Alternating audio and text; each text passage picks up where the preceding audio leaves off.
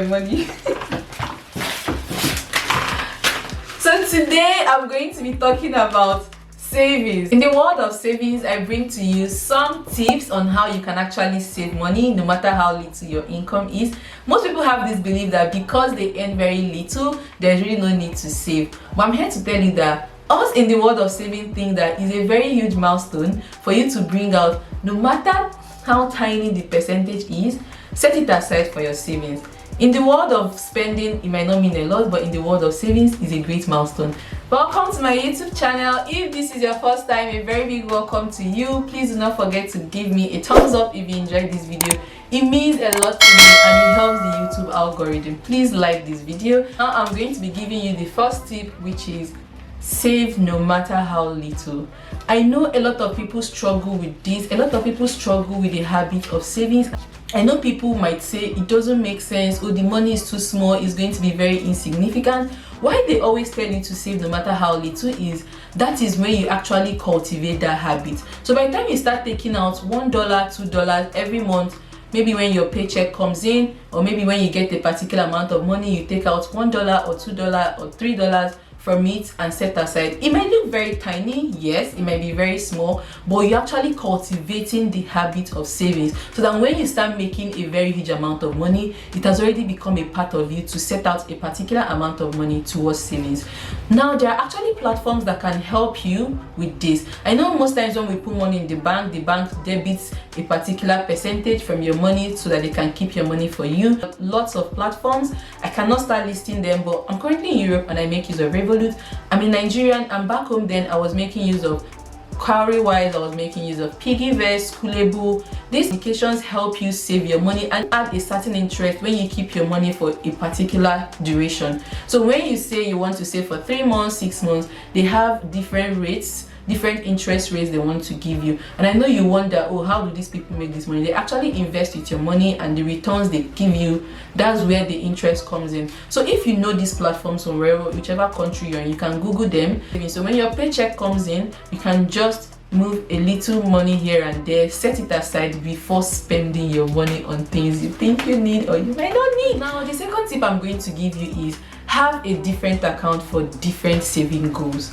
What do I mean by this? That was why I actually mentioned this type of platforms in the first point.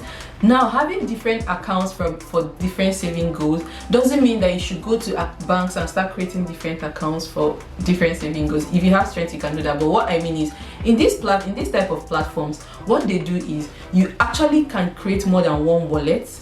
So when you create more than one wallet, for each wallet you can set a particular goal. Say maybe you want to buy a car, or you want to get a new phone, or you want to get a laptop. You can just create a wallet and name it savings for laptop, another one savings for rent, savings for new phone, savings for a new house. So when you have these wallets for different saving goals, it will actually encourage you to want to start saving for them. By the time you see the percentage you've achieved for a particular goal, it will motivate you to want to save more. So for example, okay, for instance, we are going to be leaving this house, I think after a year, because the duration or the contract was for 1 year. So now I've started saving for our own house. I have a goal. I want to change my personal laptop. I have a different goal, savings for my laptop. So what I do is, when my paycheck comes in, I distribute this money to these different wallets. So anytime I come and I open my app and I check these particular goals and the percentage that I've attained,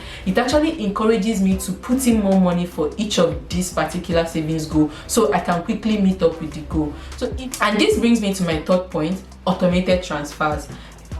When you use this kind of platforms, you can actually automate transfers. What I mean by this is, probably you get your paycheck maybe 27th of every month or 28th of every month. In this kind of applications, you can set that for every 28th of every month, please debit this particular amount to this particular wallet. And when this happens automatically, you know, when your salary comes and you see money, you think, oh, I have money, I can spend them. But when you automate these transfers, once your paycheck comes in and this money are being deducted, you will see that you will have lesser money to spend, and it will make you want to scrutinize the way you spend and actually maximize your spending to be enough for you till the next paycheck comes in. So if you can learn to automate transfers, immediately your paycheck comes in. Maybe you don't receive paycheck, maybe you don't have a particular time when money comes in.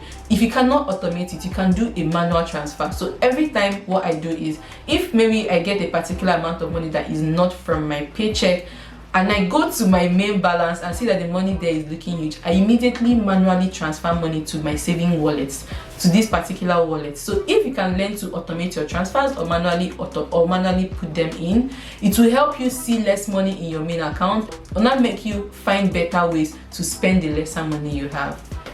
Now that brings me to my fourth point, which is figure the things that are valuable to you and spend money on them. So when I see fine things, I'm always attracted to just go and buy them, even when I know I don't need them. If we can find a balance between knowing what we need and what we want, it will help us to spend less. So what I do is, so every paycheck I get, I bring out a small percentage of money that I can spend on things that I don't need but I want, just fine things. Because I'm not here to tell you to stop buying all the fine things you like. No, because we know that that is not very sustainable and it's not reasonable. I'm not telling you to stop spending on things you love, but if we can find the balance between finding what we want and what we need at a particular time, it will help us. And I know social media is not even helping you. So when your paycheck comes in, you can just allocate all this money and say, okay, for useless spending, I'm going to allocate this small amount of money. And when you exceed that allocation you've done, try not to touch the other parts of your savings. That would help you know how to, because by the time you do this, it will actually help you to know how to find things that are of value to you and spend money on them. And when you do these calculations, like there are some things that when I do this, I realize that, oh, I really do not need this. Why am I blowing my money on this? So when you set out time to check out the things that you value most and then spend money on them, in turn get to save a lot more money. Now that brings me to the fifth point, which is learning to say no. It's almost the same as finding the things you value and spending on them. Learning to say no is learning to say no to yourself. There are some things that we can't help it, they are very fine, but then we need to tell ourselves, for now, I do not need this. Am I going to need this in the next 1 week, 1 month, 2 months, 3 months? If you're not going to need it, say no to yourself. Try and stop that spirit that always tells you, oh, you need to get this, oh, you need to get this. And by the time you finish getting all this, you actually realize that maybe in the next 3, 4, 6 months you're not going to use it, and that would just be a waste of money. So if you can learn to say no to yourself, no to things that are mere wants and not need, it will help us to save more money. And learning to say no as well can also mean peer pressure. Maybe because you have a clique of friends who are always spending money, maybe go to clubs, spend a lot of money. I'm not saying you should not go to a club, I'm not saying you should not spend money at the clubs, but what I mean is, oh, because they are spending 1 million naira to get this particular drink, I have to do the same as well. No, you do not have to. You do not have to impress anybody. Stop buying things you do not need. Now that brings me to my fifth point, which is tracking your spending.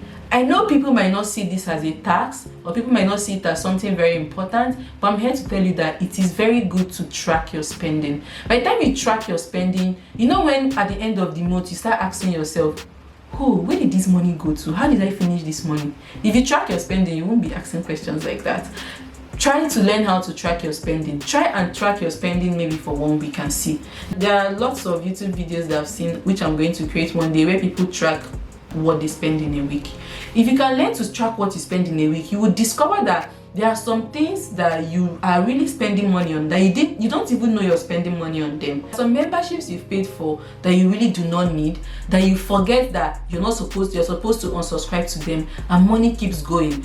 So there's some things that you need to measure. Maybe you buy lots of data that you don't need. If you track it and say, okay, this data lasts me from this to this, and at the end of the month you say you don't even utilize it, or light, or if you're in an area where you don't have constant light and need to get fuel, check things that track your expenses, track your spending, and check things that you're really overspending money on that needs to be cut down. By the time you track this spending, it will help you save more money and spend less.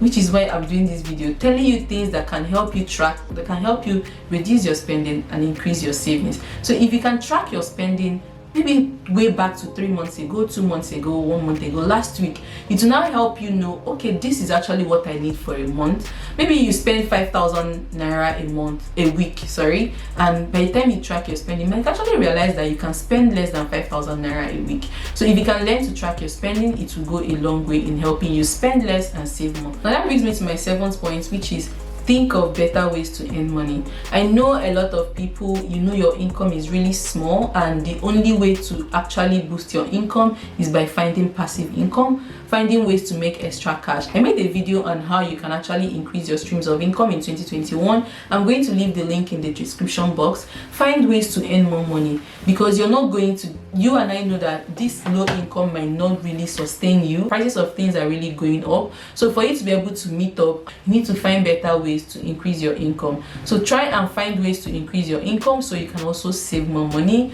because yes, deep down I want you to save, but there are some things that when you keep saving is so tiny, is very discouraging, that you wouldn't want to go along, that you wouldn't want to continue. That is why you have to increase your streams of income so you can save more money. By the time you start saving more money, you'll be encouraged to continue. And that brings me to my 8th point, which is finding an accountability partner. I know a lot of people do not like revealing to people how much they have, or how much they are willing to save, or how much they are willing to spend. But if you can find someone you trust, who you can tell, okay, I want to achieve this particular savings for this particular month, let that person keep you accountable. If the person keeps you accountable, it will encourage you to want to spend less and save more. By the time you realize that you're going to tell this person at the end of the week or at the end of the month that I was not able to achieve this goal because I was spending on this or that, it will help you minimize the way you spend and help you maximize the way you save. And now that brings me to my 9th point,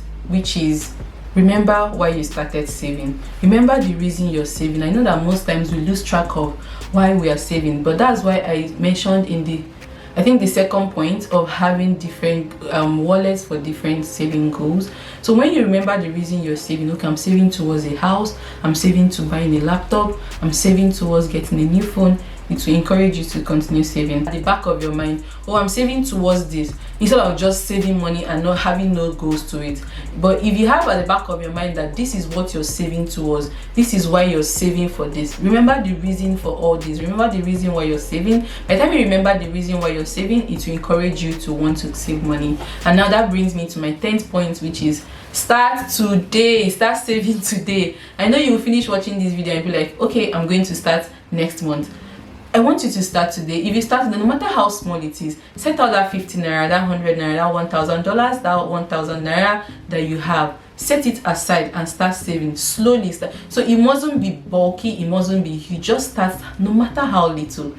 Start today, start saving, and at the end of the year you would see how far you've come. So when you get to February, you're still going to say, oh, I'm going to start in February. When you get to March, oh, I'm going to start in April, I'm going to start in June or July. But if you start today, it's going to make a very huge difference. So if you have very little money, there is something you can cut out from it. So by the time you cut out that particular money, you would still see that there is a way you can maximize what is left, and you will be very okay till the next paycheck or the next money you're expecting comes. So I hope with these few tips you can learn to maximize the way you save and minimize the way you spend. If you like this video, please do not forget to give me a thumbs up and subscribe to my YouTube channel. Thank you very much for staying with me. I'll see you in my next video. Thank you and bye. In today's video, we are going to be talking about income and savings. So what I'm going to be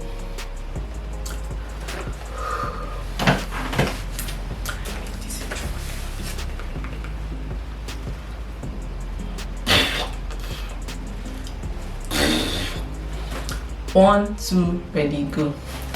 So what I'm saying by learning to say no is, by the time you allocate all this money, there are some people that I'm not going to cause trouble. Figure things differently and spend money in them.